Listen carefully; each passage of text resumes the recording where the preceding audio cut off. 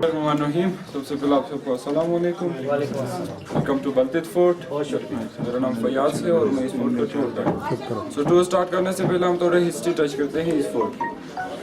हुंजा में दो कदीम फोर्ट्स हैं, एक अल्टिट फोर्ट और दूसरा बल्टिट फोर्ट। लोकल्स के मुताबिक अल्टिट फोर्ट जो है वो 900 साल पुराना है और बल्टिट फोर्ट इस फोर्ट के तकरीबन 800 साल हो रहे हैं। 1990 में इसका कार्बन डेटिंग टेस्ट हुआ जिसके रिजल्ट्स के मुताबिक इसकी जो एज थी 765 इन 1990। अब 2019 तक मिलाएं तो इसके तकरीबन 800 साल हो रहे हैं।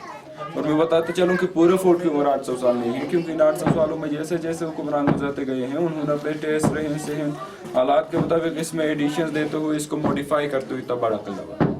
तो इस किले की जो ओल्डेस्ट फेस है वो 800 साल पुरानी है। 1945 तक हुंजा के जो हुक्मरान थे वो इसी किले में रहते। 1945 में हुंजा के आखिरी हुक्मरान मीर मोहम्मद जमाल खान अपने मॉडर्न हाउस बना के जिसे हम आजकल न्यू पैलेस कहते हैं वहाँ पर शिफ्ट हुए। मैं आपको न्यू पैलेस और बल्टिट फोर्ट छत से दिखाऊंगा। 1945 टू 1990 फॉर 45 इयर्स यह किला मुकम्मल खाली रहा।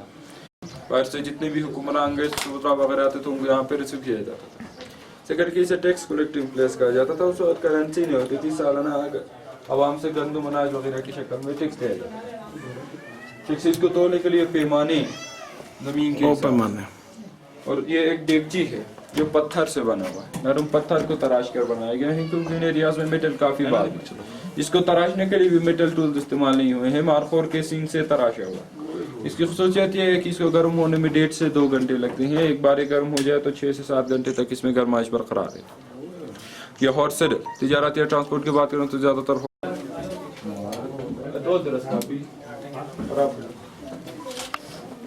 नेक्स्ट रूम की तरफ बढ़ते हैं सर का ख्याल रखते हुए।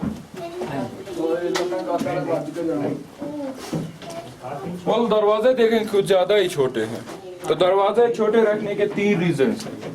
फर्स्ट डे के बाद ये हुंजा में बहुत ज्यादा सर्दी होती है। अब भी एक सर्दी इलाका है। जब आप दिसंबर जनवरी में आएंगे तो अब भी -10 -15 सेंटी तक सर्दी जाती है। उस वक्त -25 -30 सेंटी पर सर्दी जाती है।